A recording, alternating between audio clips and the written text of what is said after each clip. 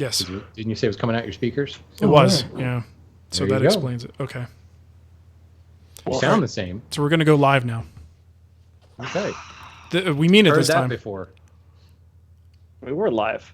Yeah. Yeah, everybody's like, it sounds fine. Well, that's because it's the recording that's the problem. and while live is cool, it's the recording that's the moneymaker right there. Like if we want to make our $30, we need that file. Yeah. All right. Okay, I think we're ready to go. I'll pick my nose for a couple of minutes, and then we'll do a show. Show notes looking good, guys? I think so. Who do we have to thank? Patreon Wood Talk. And if there's another problem, we won't know until we're recording, and it'll be too late. So, all right, here we go. All right. Shut up, Matt. Yeah. Hang on, forgot to arm your track. God, I said that. You forgot to remind me recently. Wood Talk. Now here are three guys who, if combined, would make one hell of a woodworker. Mark, Shannon, and Matt. All right, welcome to Wood Talk. It is episode 423 for January 22nd, 2018. On today's show, we're talking about putting a vise on a thin bench top, fixing dog holes, and would Matt build a bandsaw mill? Probably not. Didn't you already? Didn't you? I didn't know a good little line to put up there besides literally that. Okay. We're building it. Listen to the show and you'll hear that part. Okay, well, I can't wait to get there. It sounds very exciting. I'm sure you've heard it before. Yes. All right, and we want to thank some folks who helped us out. One fella did it through PayPal, which was always cool. Leon Huzenga. And a few folks on Patreon. And by the way, that's patreon.com/woodtalk if you want to help out. Tor Selden, Alan Lilich, Chad Wilson, Charlie Lothar, Cole Bouchard, John Brewitt, and Michael Bordeaux. So thank you, folks, for helping us out. It's people like you that keep us coming back for more to do this show week after week. It's also Shannon who won't let me quit. And trying to get away from it. Only Shannon. Well, Matt just he says things. I barely hear it. Yeah, I know. All right. So what do you say we get into what's on the bench? For me, I don't have a whole lot to say. I've just been editing and writing and writing and editing and nothing ultimately very exciting. It's funny, too, because this is the second Friday Live that we did where I go into the shop, I go to my workbench, and everything on the bench is just like stuff from the last Friday Live show. Still sitting there. It's still sitting there. And I'm just like, wow, there's nothing happening here. So, yeah, really not a whole lot to say. So, Matt, what about you? Oh, I'm still working on a highboy. I don't know if we can stop talking about that eventually. But Well, we're that's getting closer. Getting really close. I don't even know what I said last time I was working on. You hadn't started the finish yet. Might have been finish prep, maybe? Yeah, I think that's right. Yeah, so I got some finish on the cases. I haven't done the drawers yet because I honestly don't have the space. Because I was trying to do like some of the smaller stuff that still have to happen on the highboy itself. So I needed some bench space. I needed some assembly table space. I didn't have room to like have drawers all over the shop getting finish on them. So I'm getting finish on the cases first. I'll take those out of the shop and then I'll apply finish on the drawers and actually start working on the waterfall river tables as well at the same time. Mm-hmm. So kind of a hectic transition period here in the shop, but there's a lot going on. It's going pretty well, Things are happening. The upper case has all the finish done on it. I just moved into the house today, so that's out of the shop, which is just awesome. I don't know about you guys, but maybe it's not a big problem for Mark, but when you have something that big sitting in your shop, taking up that much space for that long, and then all of a sudden it's gone. You feel like you got a whole new shop? Woohoo! I have all the space now. So much room for activities. Woo! You go, look, I feel just like April Wilkerson. Right? For those who don't know, she's building a giant Just shop. like So that. I really hope she puts like a tram in her shop. I think that'd be awesome. It would, Even man. if it only goes like 10 feet, just to have like a little golf cart. Yeah, maybe thinking like a Ricky Schroeder Silver Spoons train, something like that. Absolutely. Matt, that was a show in the 80s. You have to look it I'll up. have to look it up. Yeah. Let me know the name again after the show. I'll look it up because Okay. I won't remember. Silver Spoons. Just watch the musical intro, and you'll see what I'm talking about. Silver spoons. All right, I got it. Okay. So yeah, So Shannon. what's going on? That's about it. Cool. Well, let's see. I've been sawing veneer. I think I've mentioned that a couple times. I need to actually start gluing it into place, and I'm going to do hammer veneering. And up until now, I haven't done a huge amount of hammer veneering, probably maybe 4 times, but I've just used like a block of wood and kind of squeegeed it out. I'm just like, one day I should make a hammer veneer, or maybe I could buy a hammer veneer. So I finally decided to go ahead and make a veneer hammer. And this is one of those projects that it's like so completely overbuilt, over-designed, like super pretty. I'm going to French polish it, for God's sake. It's just one of those things where it's like, you know what? I'm just going to do this up. And I've been hanging on to this piece of Granadillo. It's a really kind of interesting deep red South American wood. I had this big hunk of it. I don't know why I bought it. Was I thinking of turning a hollow vessel or something? It's like a 6x6 by 36 beam of Granadillo. And I ended up sawing out parts to make the veneer hammer and the handle. And I just finished sculpting the handle. So I created this like kind of oblong hand sculpted shape. Very cool. Mm-hmm. It was a lot of fun to just kind of play with the line and, get the fit just right in your hand. I will be gluing that in place, putting the brass actual blade, the veneer hammer part onto it, and I'll begin French polishing it. And I will have the world's fanciest veneer hammer. Nice. I'd say so. Sounds great. There were a lot of opportunities for "that's what she said" jokes in that whole thing, but frankly, I've become a little more mature in 2018, and I'm not going to go for it. We'll see how long that lasts. All right. Let's move on to what's new. So I think Shannon may have put this in here, but who's going to find Woodworking Live? I am. I'm going. I booked it. Yeah, so the Wood Talk guys will be there. I'm sure I'll bring a mobile recording set up, and we'll probably do a podcast. Oh, God, that again? Yes. We might even record an episode of Shop Talk Live while we're there. You think they'll invite us on the show? I don't know. My actual goal while we're there not is to vetted. find any reference to Shop Talk Live in their, banners and things like that. Take a picture, very quickly Photoshop over it with Wood Talk, and put it online, and then watch the people at Fine Woodworking go crazy.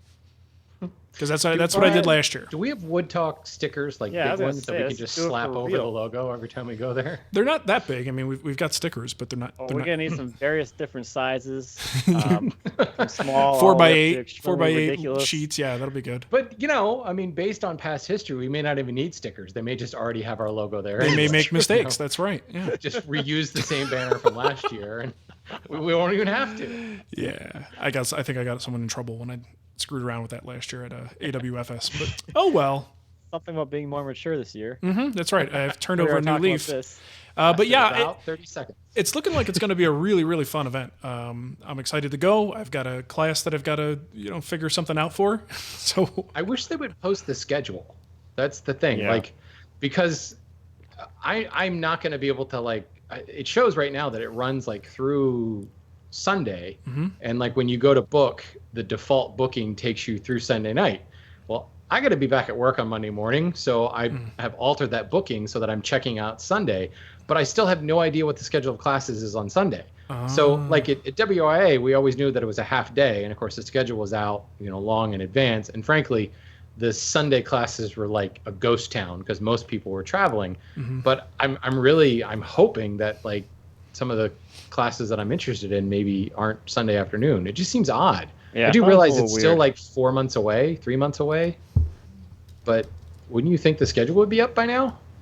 you would think maybe? I don't know. The classes are certainly, they've got a list of classes and presenters and all that stuff. Yeah. So I don't know. Give me my schedule.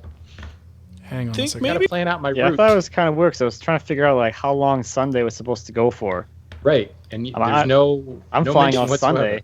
So I'm like, Yeah. okay, if I miss something, whatever. But it'd be kind of nice to know if Classes. because they have it when I have to go book the hotel. It's you're checking on Monday. That's the default. I'm like, what? Okay, so now there's something going on Sunday. But I'm Right. well, I'm going home. I don't want. Not that I don't want to stay there. I got things to do. I got family to see. I got stuff to do, man. Oh, wonderful. Waterfalls to run over tables and things.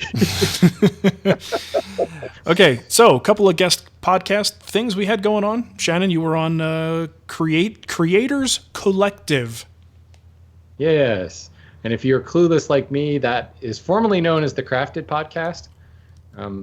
Like their RSS feed didn't change. So I was already subscribed to this, quote, new podcast. And it was then I realized that's it's James Wright's podcast. And I was like, oh, yeah, it's the same one. They just changed the name on me. So, yeah, I was totally clueless that they changed the name. Yeah. And, yeah, it's the same one.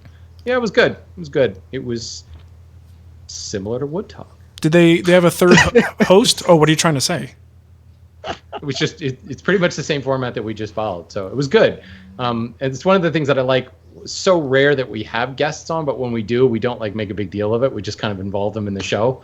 And that's exactly what they did with me, which I very much enjoyed. It was just kind of, a conversation. No interview, none of that stuff.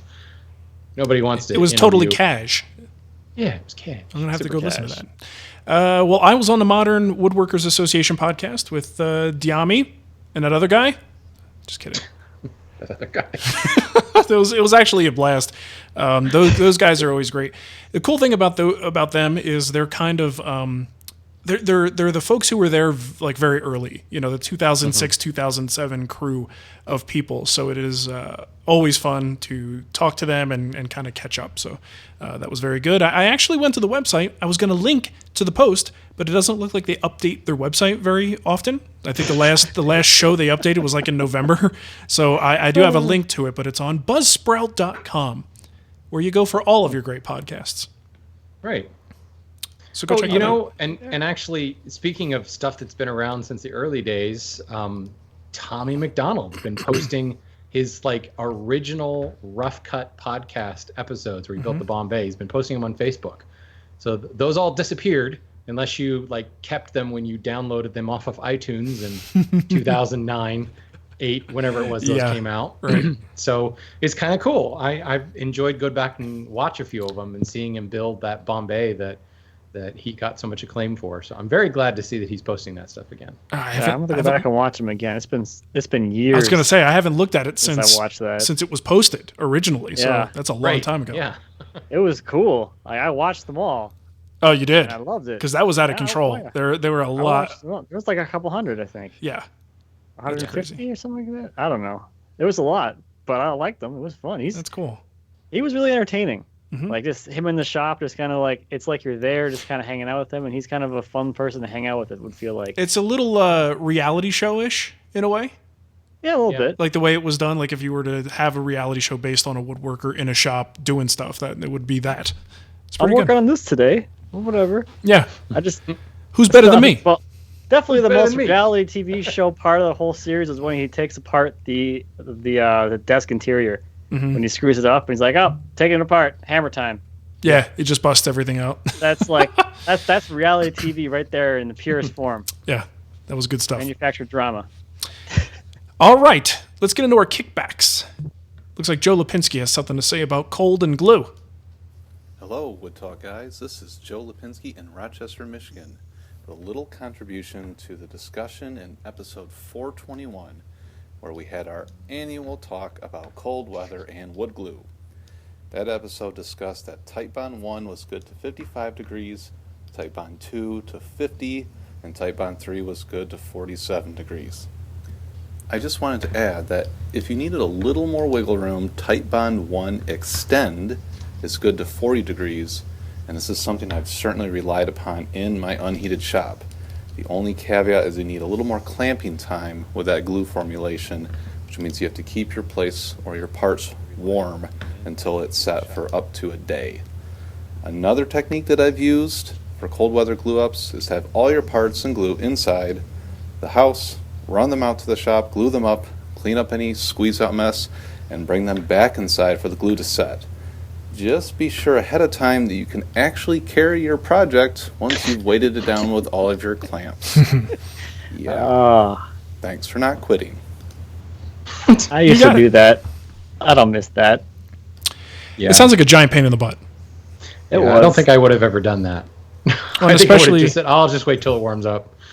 Yeah, and especially if you're doing like Bessie clamps, parallel clamps, those things, it doesn't take mostly many. panels that I did that with. So I had like 6 parallel clamps on like a 4-foot wide panel, and you're like trying to get that out the door of the garage, across the yard, and then back in the house. Yeah, it was no. It's crazy. I was pretty strong back then. You were? What happened? You had kids and you got lazy. Now you're sporting a dad bod. Congratulations. Hashtag dad bod. All right. Let's see. Next thing we have is from Bob. Not really sure what Bob's talking about, but he sent us a few bucks, so we're going to play his voicemail. Hi, guys. This is Bob DeVries from Holland, Michigan. Hoping you are doing great. Here's a design question for you. I'm looking to make a box to store my watches in, and I'm thinking if I made Mark's jewelry box at half the height and possibly without the side compartments. Wait. That's his actual question. Here's the other one. Hi, guys. This is Bob. That actually was a very sensible thing to ask. Hold on. Things I learned from the last episode of Wood Talk. Shannon has large dog holes for a special purpose, and he has me rethinking what's meant by hand tool. But now at least I'm getting the hand lube idea, and I'm figuring this all out. Meanwhile, Mark thinks that Matt shakes what his mama gave him on his videos. I've watched the videos. Mark, that's not what's happening. If it is, his mama didn't give him much. But anyway, he's an always out kind of guy, so maybe I just can't tell. And then Mark, I'm getting the feeling that you were the kid on the playground that went up to the other kids and said, I bet you can't do that. Take care. I don't understand. But thanks for calling in, Bob. Okay, so we actually do have a question from Bob later on that we will address. I'll play it at the right time. How about that? That was a good laugh. Thank you, Bob. Yeah. Okay, so we got one more here from Ralph. To whom it may concern, I have been listening for quite some time, and I must say that I find your humor to be provincial and uncouth. On a more personal note, to the one referred to as the hairless gorilla, Shannon, I believe, I find your discourse to be, well, rather boorish. At least you make the attempt at civility.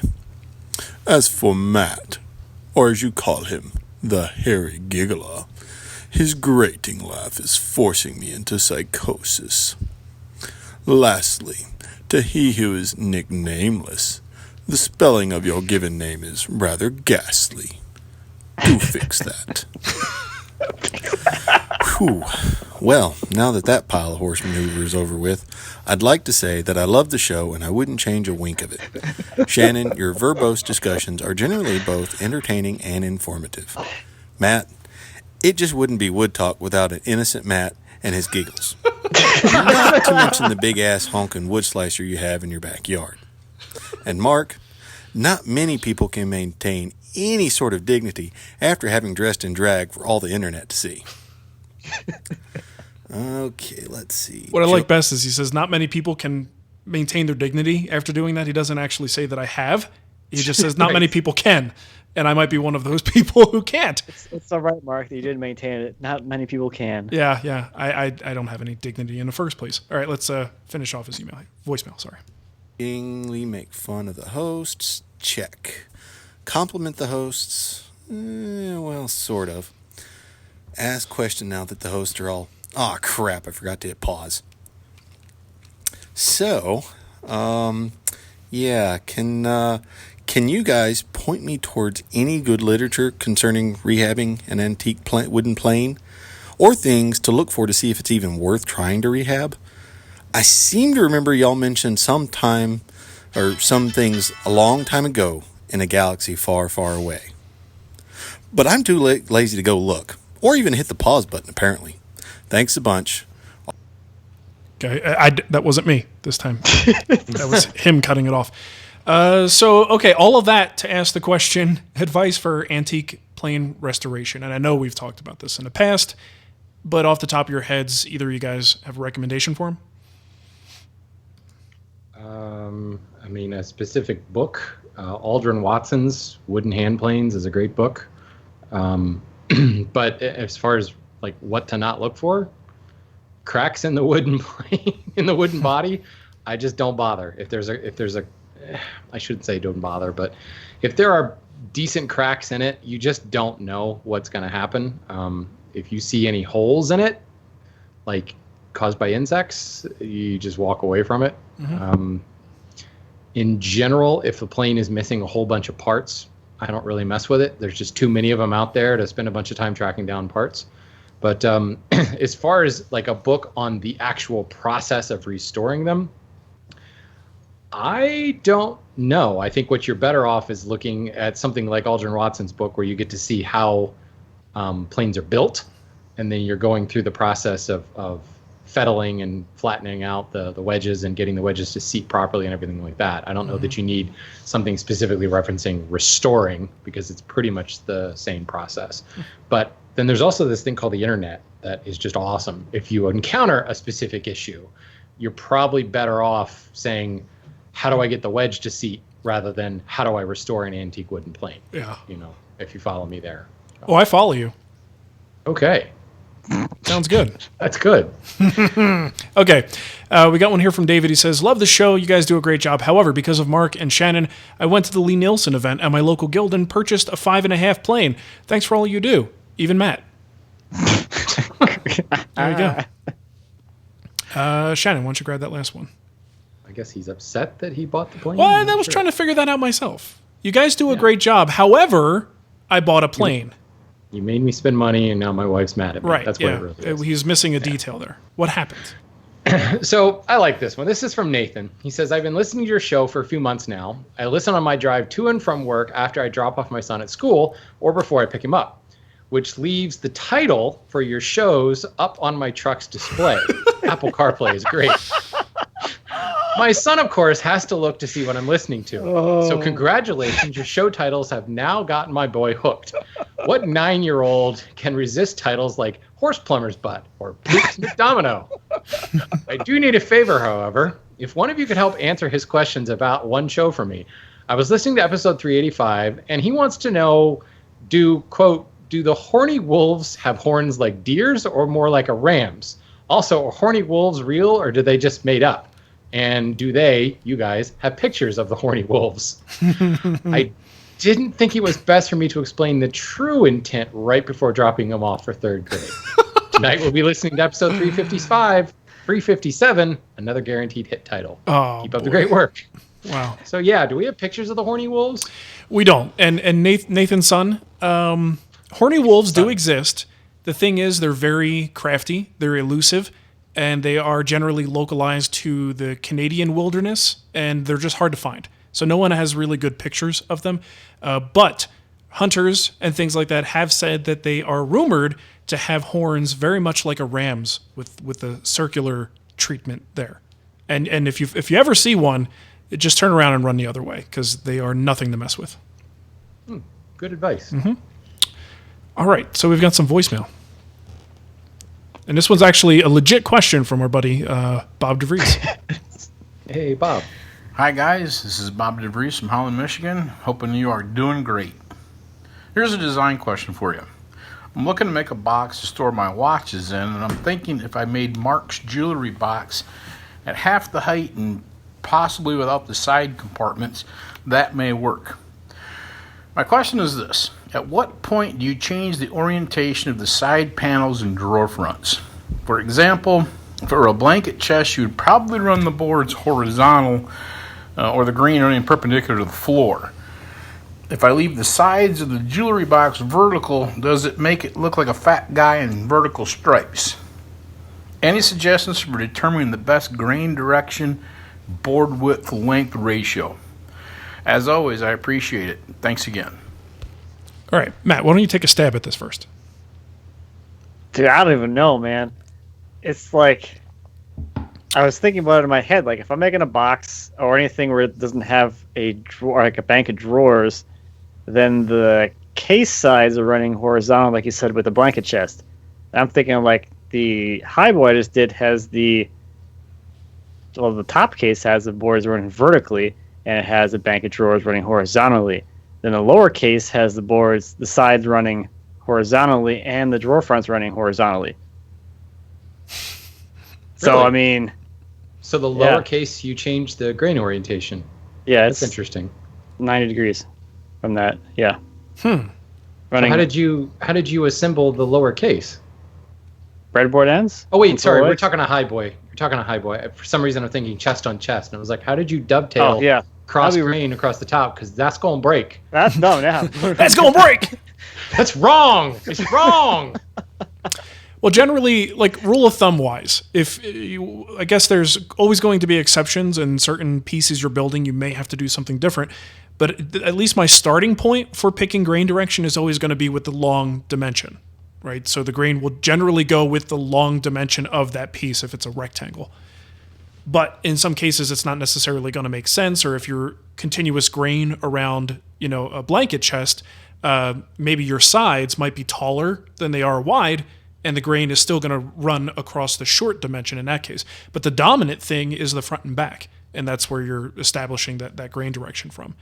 I mean, you have to certainly pay attention to the joinery. Make sure that the joinery is not going to give you issues. So once you eliminate the fact that you can run it either way without sacrificing strength of the joinery, what I think you have to look at what species you're using, what kind of grain, what does the grain effect do? Like if you're using something like zebra wood, like quarter sawn zebra wood, it's very, very, stripy. There's a strong statement there. If you're using cherry, maybe not quite as strong a statement if you change the orientation. So you have to look at it that way. If you're really uncertain, this is where I love SketchUp. Because then you can just draw like a box in SketchUp, and you can like overlay wood grain onto it and kind of see what does it look like and kind of play with the dimensions a little bit and just go with your gut. Say that, and Bob has a good point, as a fat man in stripes, or horizontal stripes, you have to just kind of step back and look at it and go, that makes it look fat. The camera added 20 pounds here. Does this grain make my butt look fat? Very. Show title? There you go. You're welcome, Nathan's son. Oh, man. Good stuff. All right. Well, if you want to send us a voicemail, you can do so. Just use your voice memo app on your little telephone thing that no one uses to make calls anymore, and send that voicemail to woodtalkonline@gmail.com. And we have to do a lumber update. And guess what? I don't have the file ready, and we cannot do a lumber update without the music. So hold on a second. So, are we skipping it? No, hold on. Ooh, ah, Just be patient. Be patient and don't be Shallow and pedantic. All right, here we go. I got it. I got it this time.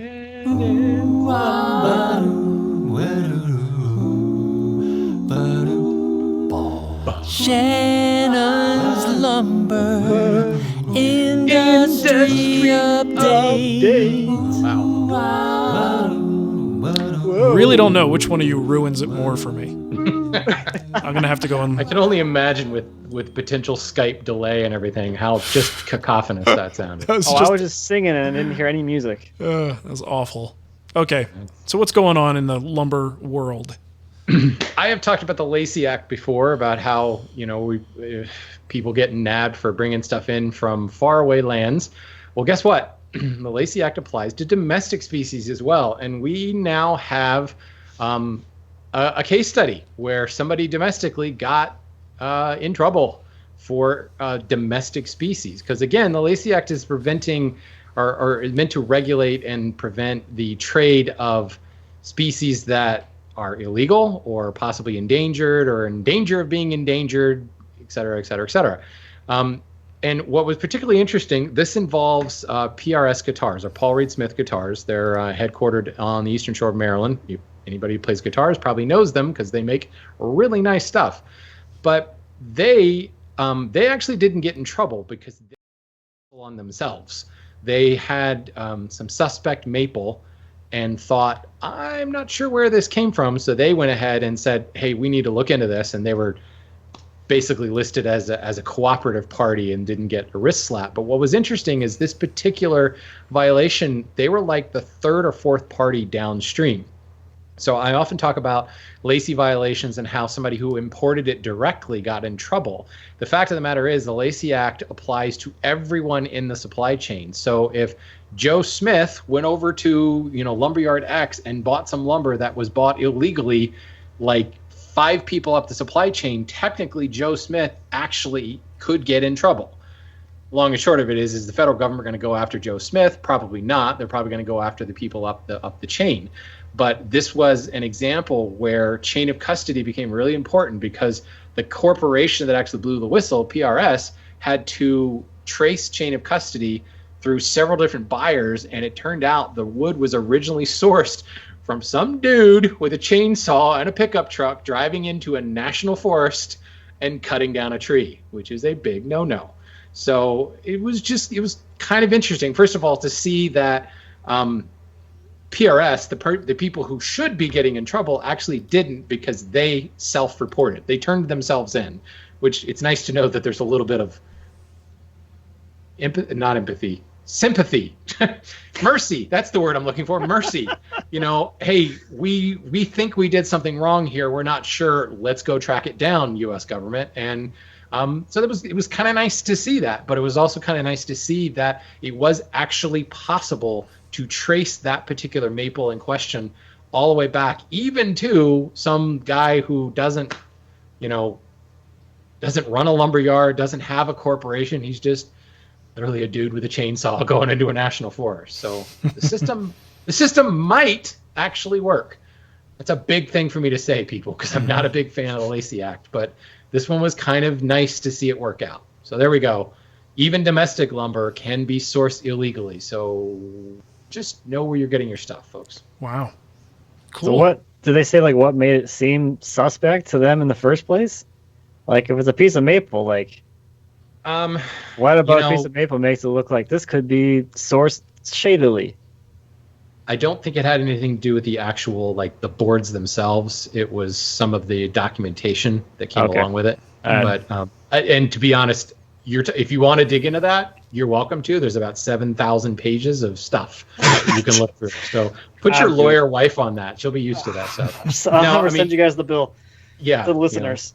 They're generally, like, when we see things that look a little suspect, it's in the chain of custody documentation, not really the wood itself. Way more sense, because otherwise, like, don't you know what a legal maple looks like? This has more bird's eye than it should. I thought it was because the guy just maple has a certain shimmer to it. I thought the guy just pulled up with his truck, you look at the board, dumped the stuff hear there. Dun dun dun. Play just that track just plays over and over again when you look at it. Nice. All right, email time, and I got one here from Jason, not Jay Shun, Christensen. He says, I've purchased the Rubo Workbench Guild project. Frankly, it'll be a while before I have the kind of money to get into a project that big. In the meantime, I'd like to get a couple of vices on my existing bench that doesn't have a very thick top, maybe 2 inches at most. How does a bench vise work with that? Do I need to build up the bench at that location to provide a thicker surface where the vise mounts? There doesn't seem to be a wealth of info out there about it. I think you're on the right track here, Jason. Kind of depends on the vise. If you're just going for one of those standard quick release vices, a lot of times there is a minimum thickness that you would want. Otherwise, the vise is going to sit proud of the surface. And it really is that easy. You just get a block of wood or a layup of a couple pieces to kind of shim it a little bit, attach that to the bottom of your workbench, and then attach the vise to that. Another thing to consider are the vices that are mounted into aprons. So even if you have a 2-inch top, it doesn't stop you from putting a big 8/4 apron on that thing, make it as deep as it needs to be. And that's how you would install something like a twin screw vise, for instance. And there's a bunch of different vise types out there. But yeah, especially if you just have a simple solid top, there's just no reason why you can't build up more substantial material in that area and get the vise that you want in that location. It's a very quick one for me today. Oh, wow. Cool. I am done. Oh, I'm done. Oh, I forgot to put the person's name for this one. I'm sorry. Anyway, this is, I was going to say who it's from, but I just said I don't know who it's from, so never mind. Wow. We're doing this already. Uh-huh. Okay. Just stare at me some more, guys. Okay. I know you built your bandsaw because it's awesome and you have a large stash of awesome logs. Do you think if you were not a content creator, you would have still built one, or do you think you would have bought a smaller bandsaw mill, or perhaps a Lucas mill, or possibly continue chainsaw milling? Thanks for all you, Mark and Shannon, do. Any knowledge you pass along greatly helps all of us listeners. What's a Lucas mill? I'm busy looking at whatever Mark is trying to show me on the screen right now. It's just an old picture of Nicole that happens to be sitting on my desk. I was like, this looks familiar. Yeah. That's an interesting pose for Nicole. So maybe it's something else. She's like 16 in that picture. Anyway, sorry. Sorry for the distraction. Oh, you're very good at that today. Oh, man. So Lucas Mills. Lucas Mill it's like the thermos situation, because Lucas Mills it's a brand name of a mill that's like has a swing blade, but also has a chainsaw slabbing attachment that goes on it. But like Peterson also makes one as well, and I think a few other brands off the top of my head. But most people refer to a swing blade as a Lucas Mill, or a swing blade with a slabber bar on it as a Lucas Mill. I guess I'm not most people then. Nah, whatever. I don't. I got nothing to say to that. And that's it. Thank you for the educational tip, Matt. No problem. Anytime, Shannon. Reciprocating. That's how it goes, right? Mm-hmm. I don't know. So this is a good question, because I don't know if I would have done it so soon, or built so soon, or I don't know.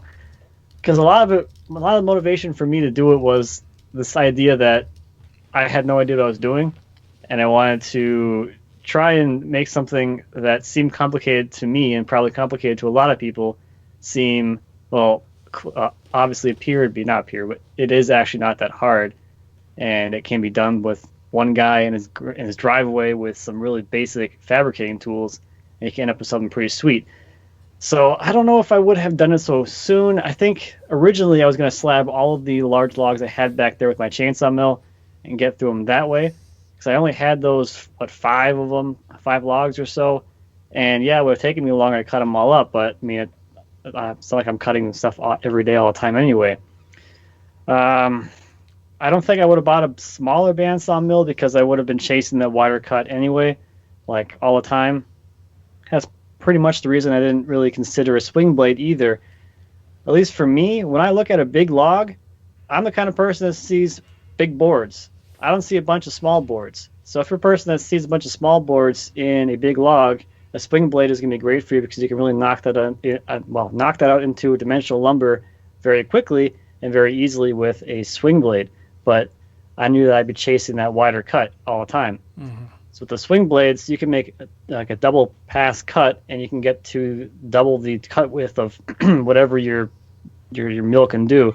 So most of the ones would be like either a 6 or 8 inch cut, so you can make any dimensional thing up to a 6x6 or up to an 8x8 with that blade. And making 2 cuts, you could make either a 12-inch wide board or a 16-inch wide board. That's wide, but it's not wide enough for me. So I would have to always put the chainsaw mill slabbing attachment thing on it to cut anything wider than that. And then at that point, what's really the point? Because then I can just have a bandsaw mill that can do it all and only have one machine and not have to worry about that one thing. So I don't know. I think I still would have done it. Time frame probably would have been different. Mm-hmm. Yeah. Okay. Good to know. Thanks for that, Matt. No problem. Mark. Get that glaze off your eyes. Oh, Lord. I need coffee too. I don't have someone serving me coffee here like Matt does. Oh, nobody serves me. I serve myself coffee Whatever, all day, every whatever. day. Say whatever you want. It's fine. I will say whatever I want.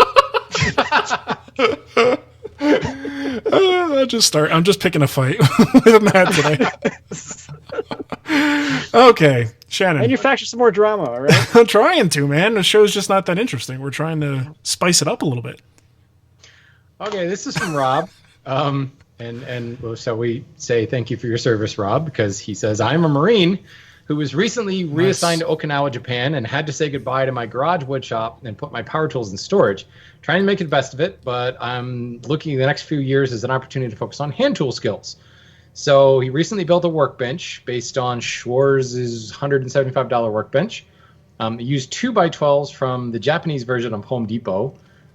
I don't know what that's called, but I want to know now. I think they're Douglas fir. Home Depot! Well, that was what was running in my head. Home Depot!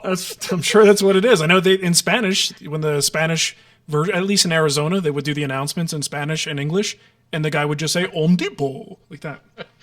It just reminds me. Have you seen the new Vacation with Ed Helms? No. And they rent the family truckster car, and the GPS gets changed to like Korean, and the guy's voice is just nothing but angry. He's like, "Why is he so angry?" Because everything he says is shouted. Yeah. You have arrived. Why is he so angry? Home Depot.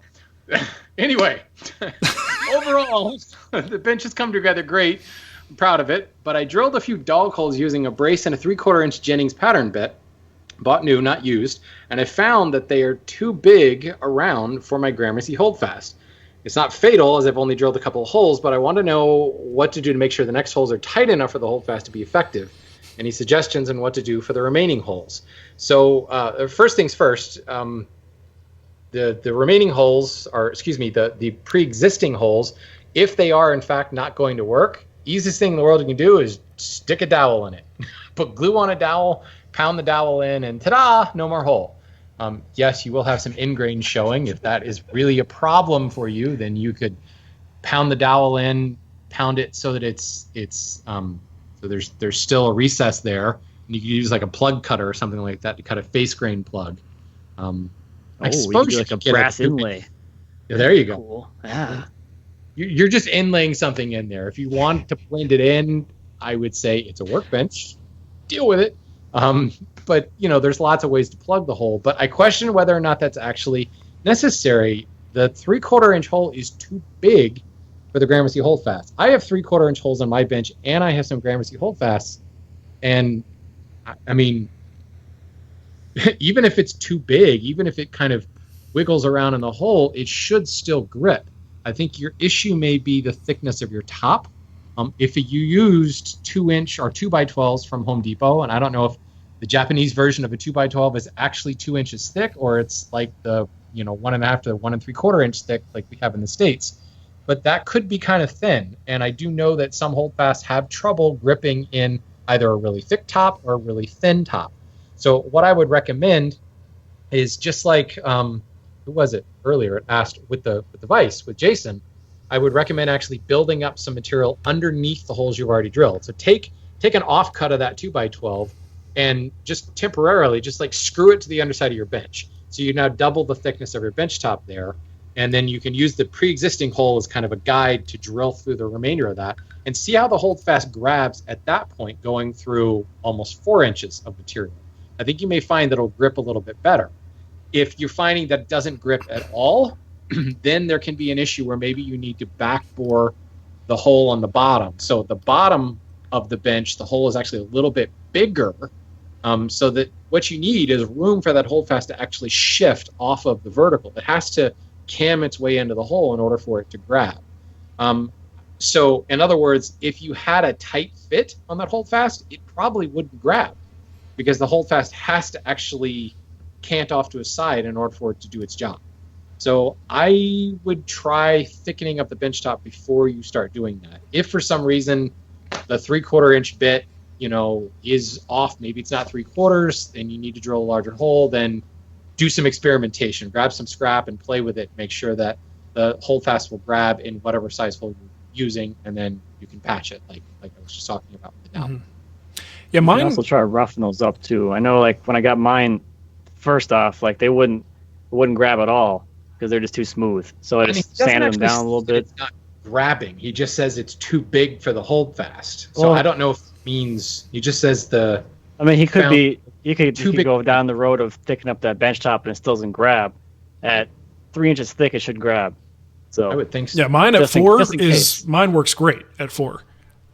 Right. Perfect, and I didn't even have to rough them up. But I've also holes are probably rough. That's true. The holes are rough. I've got a 1.5 inch thick top on my little mobile Workbench toolbox, and I use Gramercy holdfast on that all the time. It works just fine. So, but I mean, my Gramercy holdfasts are 9 years old, so I don't know that if anything hasn't changed. I have no idea. Maybe they're using a slightly different bar stock. I don't know, but I wouldn't doubt it. Cool. All right. Well, I think that's going to do it for this show. If you want to leave us a review on iTunes, you can, if you want to. I mean, who uses iTunes anymore. Where else could we tell people to go? I mean, it is nice to have something to say, hey, if you want to support the show, you don't have to spend money. You could just go here and then do something to help the show. What would that be? Can you leave reviews on Facebook? Does that help us? Is that a thing? No. Suppose you could go. No. Are you trying to our YouTube live? I don't know. Here's what you do. Find us on Patreon. You can Is that tell what a you're signing friend. up for? Just tell a friend. If you have woodworking friends, let them know that this show is out there. That's what we need. Word of mouth. We're taking it to the streets, boys. Yeah. Go to your nearest Rockler store, hang out there, pass out Wood Talk stickers, and have everybody take out their phones and subscribe to the podcast there in the store. Yeah, and put us on a cassette tape, get a big old boom box, put it on your shoulder, and just dance in front of the store and play Wood Talk. Yeah. I think it'll be good. Okay, and what else can you do? You can go to the Wood Whisperer store, twwstore.com. Guys, I'm trying to sell stuff here. Shut up. twwstore.com is where you can go to get a Wood Talk t-shirt. And, of course, Patreon if you want to help out. Patreon.com/woodtalk. And Shannon, why don't you give them the contact info and we'll get out of here.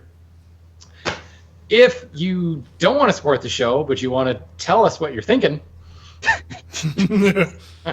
I mean, or I suppose if you want to just support the show, whatever, you can send us a voicemail. There's a fancy way to do that. Use your voice memo app on your fancy smartphone.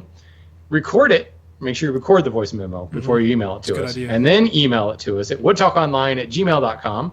Or you can use our contact form at woodtalkshow.com/contact.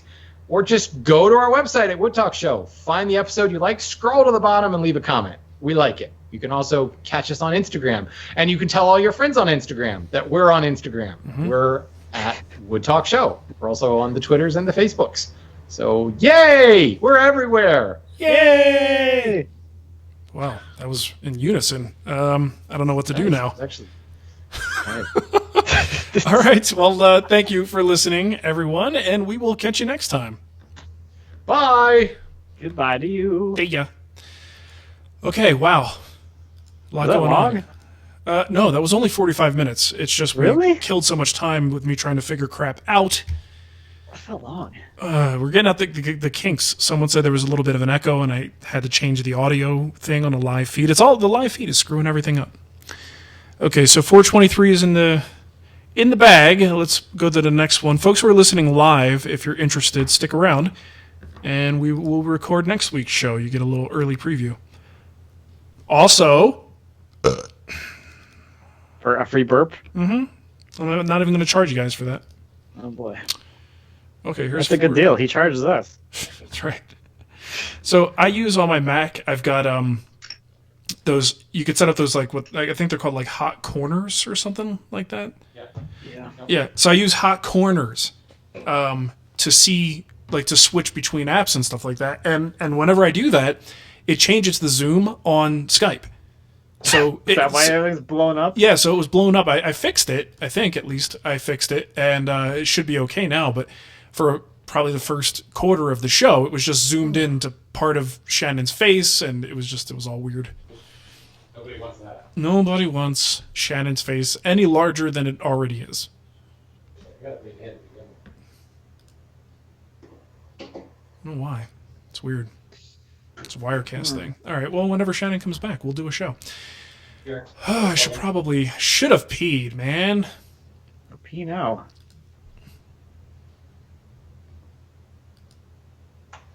This will be a quick show, and we get to see Mark shift around in his chair uncomfortably the whole time. It'll be fun. Someone says the audio is weird again. If it is, there's nothing I can do about it. We're lucky to just be live. Alive. Live and alive. Lucky to be alive. Fortunate for both of those. All right, let's get the show notes up. Second show, we're on 424 for the 29th. Dude, guys, do you realize I've been doing this with you guys for 2 years now? Already? What? Yeah, I guess so, huh? Because Vanderlist left right at the end of that year, and I know we already did 1 year with you, so it's 2 years. Yeah, that's scary. Yeah, you're a veteran. No. You know what? You should be better at this by now. I know. I mean, I totally should. I mean, that's what you knew what you were getting into. You know, you draw from the bottom of the bucket. You gotta factor that in.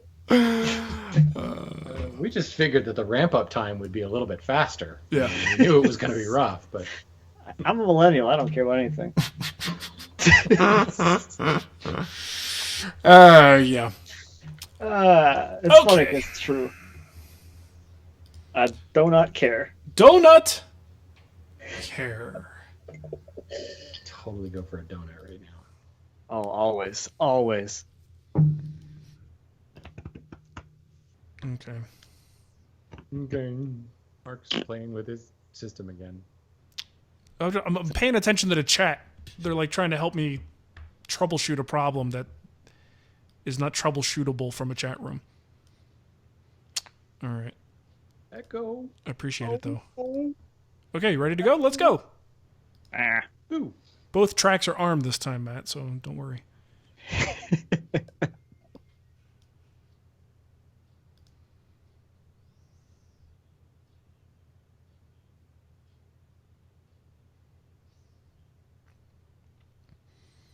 Hubba hubba. All right, it's Wood Talk number 424 for January 29th, 2018. On today's show, we're talking about hard wax oil finishes, sharpening gauges. Is that gauges or gouges? Gauges. So, okay, just making sure. It's one letter difference. Getting into CNC, question mark, securing tabletops and explaining woodworking to the uninitiated. And since this is our second recording, there's no BS. Let's just get right to the good stuff here. So, emails. So I guess a couple people emailed about this, but the one that was selected here was from Tommaso. He wants to know what's the deal with hard wax oil finish, Osmo, for example. How can it be compared to an oil varnish blend? All right, so I am by no means an expert in this. I am just 2 projects in to using an Osmo product. It's actually not that easy to find. It's not that well distributed in the US. There's a couple, you can find some stuff on Amazon, but when you're on Amazon and you see a listing that doesn't quite look like it's up to Amazon standards, and you go, I don't know that I'm even comfortable buying from here. Like, you could get some kind of wacky vendor that you've never heard of before. It's kind of stuff like that, and the prices are suspiciously high. So I found it difficult to find, but I did finally order up some Osmo Pollux and Osmo Top Coat. And both are actually pretty good products. I mean, from what I've used them for so far, I'm actually impressed with them. So hard wax oil, at least the Osmo product, what I could tell you about it, think of a thin wiping varnish. So we're kind of in the category of like Armor Seal-ish. And it's got wax added to it. So it's got this milky appearance. The Pollux material it looks like a diluted Pepto-Bismol. It's like a pink color. And the top oil is like a light tan. So I'm pretty sure the only thing that's going to give it that effect is probably the wax content in there. But it does have petroleum distillates in it. There is a VOC, figure on there that you have to deal with. I think it's grams per liter or whatever. But it's very low VOC, so it is better for the environment. It's better for you. And the idea is you just kind of scrub it in with a Scotch-Brite pad and then scrub off the excess, and you're really just kind of buffing this oil wax blend into the surface. I haven't seen anything about it that really indicates to me that it's like an oil varnish blend where you actually have oil in there. This is something that just it feels like a thin varnish to me that has wax added to it, which gives it a long working time, and it's really forgiving. It's super easy. This is also the one thing that is like an oil varnish blend is that it's really not going to build to a thick film for the most part. You're kind of just applying a few coats, and it's just a finish that kind of embeds itself into the grain. And durability, jury is still out, but this stuff, especially the Osmo stuff, is used a lot in flooring. So it should be pretty darn durable, but it's also fairly easy to repair. So I'm still learning about it. I'm still getting used to it. I can't really say a whole lot about it until I have more time under my belt. That's interesting. I know in the hand tool school community right now, it's like all the rage. Like everybody's using Osmo on their products, on their projects, and I'm like, did I miss like some memo somewhere? Like all anybody could talk about is this Osmo product, and of course, I'm still trying to work through a gallon of EnduroVar. So. Well, I don't really know what the buzz is about, because like I hear the same thing about Rubio Monocoat. Right? A lot of people want to know what's the deal with that. And that is a hard wax oil, except that one is oil. It is not a varnish. So it's like a zero VOC product. And it's again, these hard wax additives into these finishes kind of complicate things in terms of how we classify what this finish is and how it behaves. And that's why, like I said, I don't really want to make too much judgment about it yet because I need to see these things over the course of time on a project. In fact, when my trestle table in the kitchen, it's already beat up. It's got like Sharpie on it. The kids go crazy on it. When I do a refinish on that, I'm probably going to use Osmo because I really want to see on a daily use sort of thing, how does this finish hold up? So I'll report back when I know something. Good to know. Yeah. Cool. I like it. Well, this one comes from Jason. He says, how sharp do you keep the blades on your marking gauges? I just got my first one, and the documentation said they put a medium sharp edge on the cutter. Seems weird to me, which I love that, a medium sharp edge. How do you even, like, quantify that? Well, it's very easy, Shannon. It's not, It's not pink in the middle? What? not super sharp and not Just dull. a thin line of pink? You got to cook it to about 140 degrees. Right. However, I can actually see why they might say that. If you had a super razor sharp edge on your cutter, it's going to tend to want to follow the grain a little bit more. And it will also actually leave you a finer mark, which, we've been trying to get a finer mark on the show since the beginning, and not gonna happen. Because my finger's on the button, baby. My finger's on the button. Mark. But no, I mean, there's something, if you've ever marked with like an X-Acto blade, you get a really fine line to the point where it actually can be really hard to see. And if you are sharpening, like using a scalpel or something like that with a really sharp edge, you get kind of the same effect. If you're marking parallel to the grain, you will find that really sharp edge will drop into the grain and follow it a lot more. So actually this sounds weird to say, but a slightly duller blade will actually give you a little bit better mark to work with. So as far as how do I keep the blade sharp, my circular gauges, I just pull the little wheel off and like stick it on the stone and rub it around with one finger, because all you're doing is hitting that one particular face. You're not sharpening a bevel. I have a couple of knife edge ones, and they're basically sharpened exactly the same way as I sharpen a chisel, just a really small chisel. So it's all done freehand because there's no length to make it tippy at all. You just kind of set it on the wood and rub it around real fast, and you're good to go. So It's really not that difficult to do. My marking knife, my spear point marking knife, I actually use little diamond paddles. So I take the stone to the wood, because I just find that it's a lot easier to kind of hold it up in front of my face and match the bevel and, wiki back and forth. And like an 80s DJ, it's nice and sharp. Wiki. Oh, wearing parachute pants while I do that. Yeah. Nicely done, man. Obviously. Okay, let's see. So we've got a couple more here. This actually is a voicemail. Let me see if I can find this thing. Who's moving my stuff on my desktop here? What's going on? There it is. Eric's got a question regarding CNC. Hi, fellas. This is Eric from Central Florida. I've been a listener since the very beginning, and I really enjoy the show. I was wondering, have you guys ever considered taking the plunge into CNC or things of that nature? I know Shannon is primarily a hand tool enthusiast, so I wouldn't expect him to, but I'd kind of like to get Mark and Matt's thoughts on that. I appreciate it. Keep up the good work, and Happy New Year. Thanks. Happy New Year to you too, Eric. Merry New Year. Merry New Year. So CNC, something you're thinking about? I mean, Matt, you're looking for a new place. Maybe you get enough square footage, you throw a CNC in there. I think that's the biggest factor for me right now is the square footage. Wow, the space for one. I had the X-Carve. I never actually got it set up and calibrated. I just didn't want to mess with it. Well, the question was about a real CNC. So. Hey-o. Ho! We're trying to make controversy. Yeah. All right. Just kidding. Call Vanderlist real quick. Get Vanderlist on the phone real quick. Let's talk to him about it. Yeah. But yeah, no, I wanted to get one. I don't know. I wanted to have one that was in my shop and set up and ready to go, so I didn't have to worry about messing around with something that might not stay calibrated. Mm-hmm. I could just have them, like, I can walk up to it. I don't know. I could cut templates with it. I think that'd probably be the most beneficial thing for the type of things that I do. Mm-hmm. except aside from like trying to experiment and do something weird with it, like I don't know what, some kind of weird CNC project thing or just lettering or something. I think templates would be the most valuable thing to have the CNC for in like a furniture shop. Unless you want to cut all your parts out with it too. I guess you could just skip the templates that way too, and just cut your parts out on it. I don't know. Whatever. I mean, if you're really looking to be more efficient, and I think we tend to think in terms of doing more of the manual work ourselves, but you're right. Like if you're thinking, oh, I'm going to use this for templates, well, why would you do that? Just put the actual material in there and cut it out. That's a good point. Hey, your template's digital. Yeah. You already have the template. Just make I've got copies. this weird mindset, I guess. I got to use the router to make all my stuff. Well, see, I'm thinking the same thing. That was my first instinct. But as I hear you say it, I'm going, wait, that doesn't make any sense.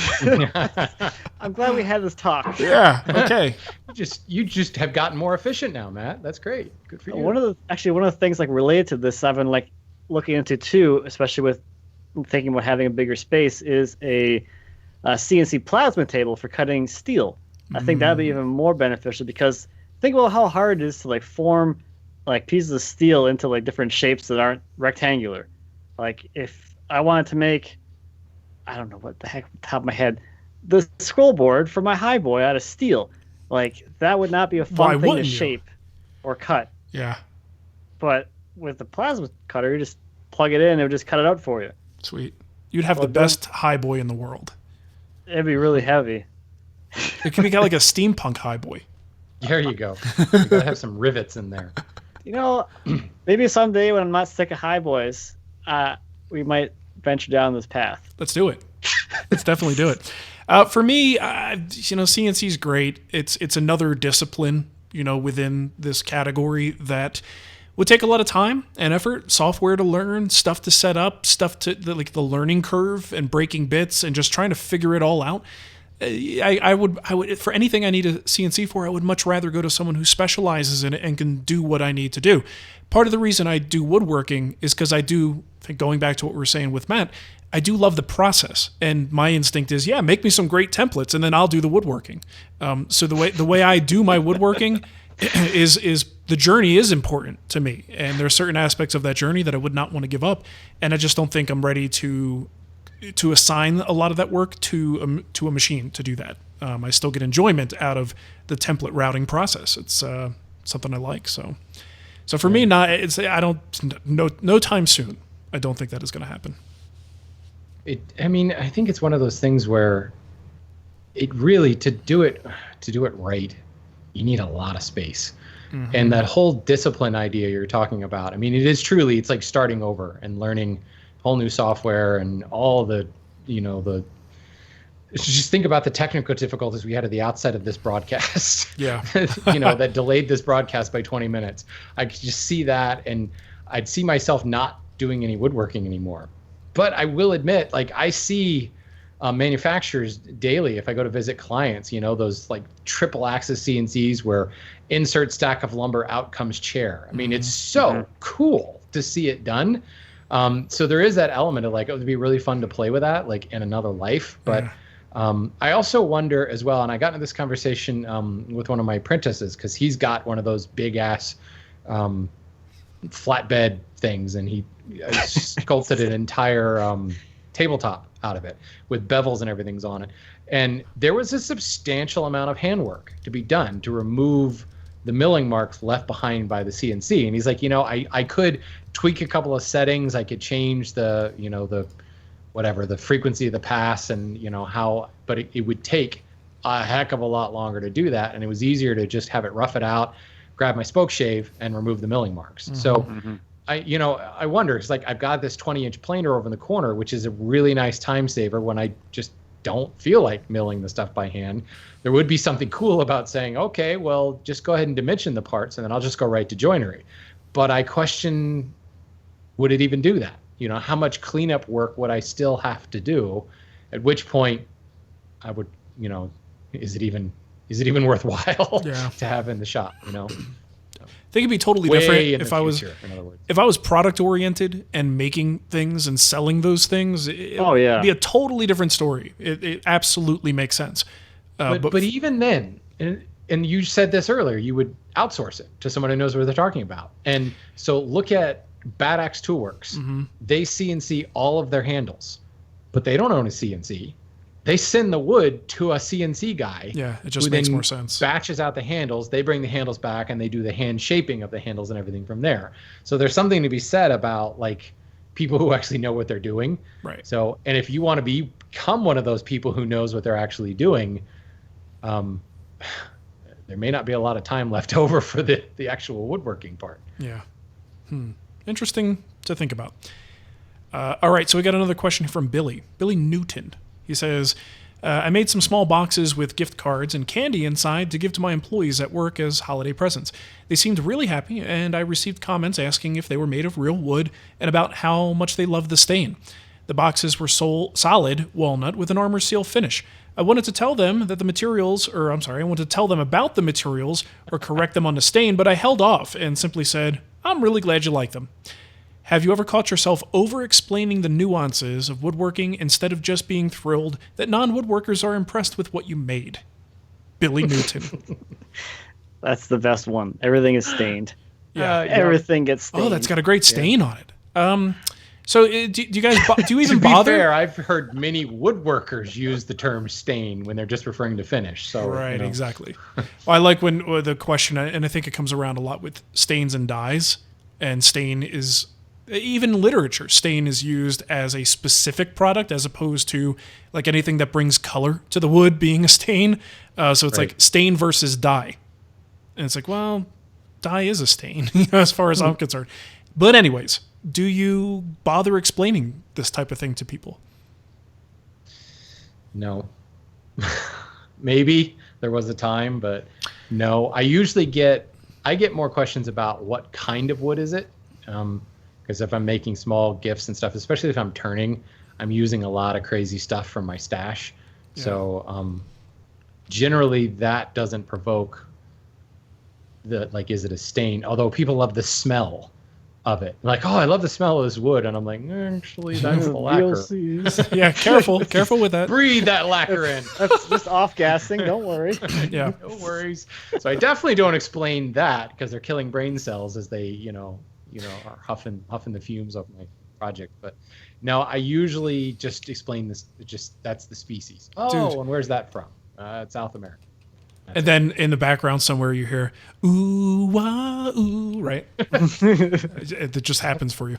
It's funny you should mention that because I could recall specifically multiple instances where someone, non-woodworker, would see something I've made and they'll do that. They'll go, "Oh, I love that smell," and I'm like, "Oh, careful!" It's like that's not the way the wood smells, You're gonna love it with every breath, right? But yeah, I don't really over-explain either. The only time I would do that is if the person actually shows interest. So, like, I've had a few conversations about next level wood stuff with my neighbor. He's getting some flooring put in, so we were talking about Brazilian cherry and different types. Like, they were not really sure if their cabinets in the kitchen are stained, if they're naturally like that. We were talking about heartwood and sapwood, but they showed interest and wanted to learn, so I kind of went into detail about it. But I don't think, like, if the person isn't showing some kind of interest, I'm not volunteering extra information unless they want to know. Yeah, the eyes glass over really fast. Yeah, chances are they don't care. Yeah. Okay. Why don't you read the last one there, Matt? All right, it's from Rachel Steele.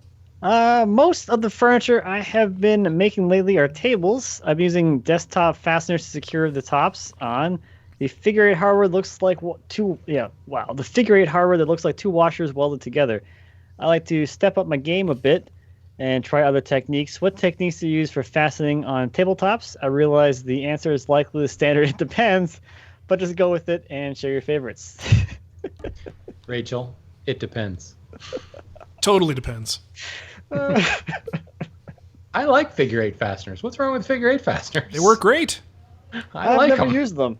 Just drill a hole, screw it in, and you're done. I always made my own, those little button things. I never used those figure eight things. Little button's a good choice. Explain the button. Yeah. To Rachel. What's your buttons? I don't know. It's like basically the same concept, I guess, because it's just like a rabbited block that goes into a little groove on the apron of your table and allows for some movement there. So the ones on the sides of the table that are kind of going with the grain are are in the grooves tightly, but they can move, side to side and then on the ends. And for people watching on the live stream, Shannon happens to have one. The ones on the ends are held back from the bottom of the groove so they can go in and out of that groove and get deeper or shallower as that table expands or whatever. Mm-hmm. Yeah, like wood clips, really. Yeah, there we go, clips. It's better for it. That's probably the only thing outside of a figure 8 hardware solution, probably the only thing that I do for tabletops or any sort of top that needs to be able to move. I don't know, I haven't done those in a long time. I've been just doing screws and oversized holes. That seems to be my go-to thing the last 4 or 5 years, I think. Well, that's if you've got some kind of cleat or brace on the underside, I could see that. If you're just doing I haven't made an apron-based table in a while. Exactly, like legs and aprons, it's unless you're doing pocket screws or something. Yeah.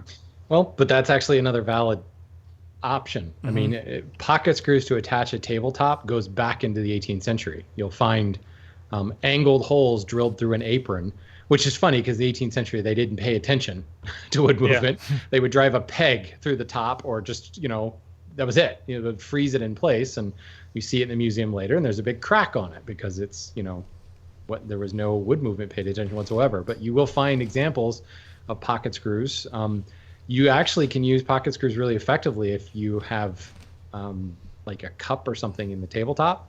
So if you put the cup down and use a pocket screw and just screw right into the center of the tabletop, it flattens out that cup, and it actually puts a fair amount of pressure on the edge of the tabletop to the point where it won't move. And then your tabletop is only fastened in the center, allowing expansion contraction out from the center point, but there's actually no other fasteners anywhere else. And it works pretty well. Magic. You know what's interesting?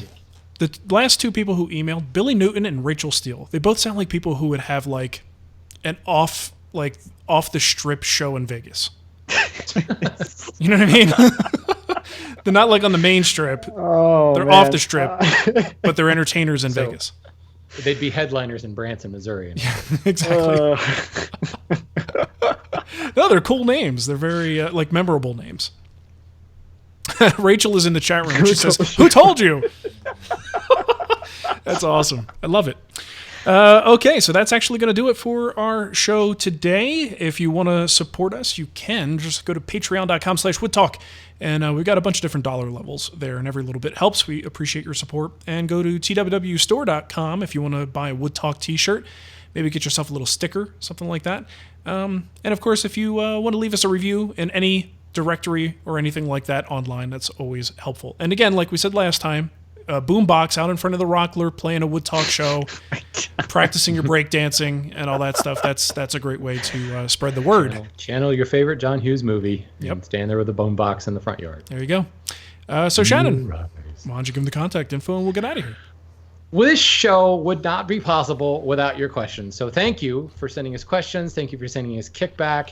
And you know what? We haven't gotten any what's new lately. And as you noticed, all three of us are kind of out of touch with the world. Out of the loop, baby. Out of the loop. We struggle with what to put in the what's new section. So please, if you're in your meanderings around the Facebooks and the Twitters and the Instagrams and real life, and you do find things that are new and interesting, please send them to us. Send us your kickback, send us your questions, and you can do that by sending us a voicemail. Use your voice memo app and email it to woodtalkonline@gmail.com, or just send us a contact through woodtalkshow.com/contact.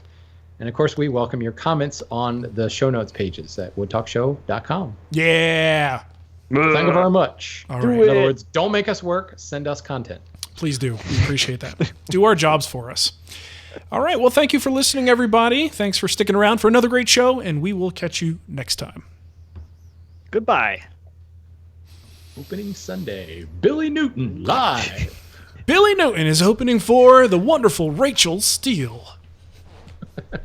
She has the voice of an angel. All right. Billy Newton sounds like the guy who would sing the lumber industry update. Ooh, ah, ooh. Ooh, ah, ooh, Shannon's Lumber Industry Update. Oh no, Jason Christensen is out of beer. It's an emergency. Jeez. All right. So anything else we got to do here? Thanks for the folks who watched this live. And Thank you for the feedback. I was troubleshooting the live audio and video the entire time. Feedback. Yeah, so thanks for letting me know what was going on. And I will try to get these settings saved so that we can get them right next time. It's always something. There's so many wires crisscrossing on my desktop here. It's ridiculous. Interference. All right. Okay. Thanks for watching live.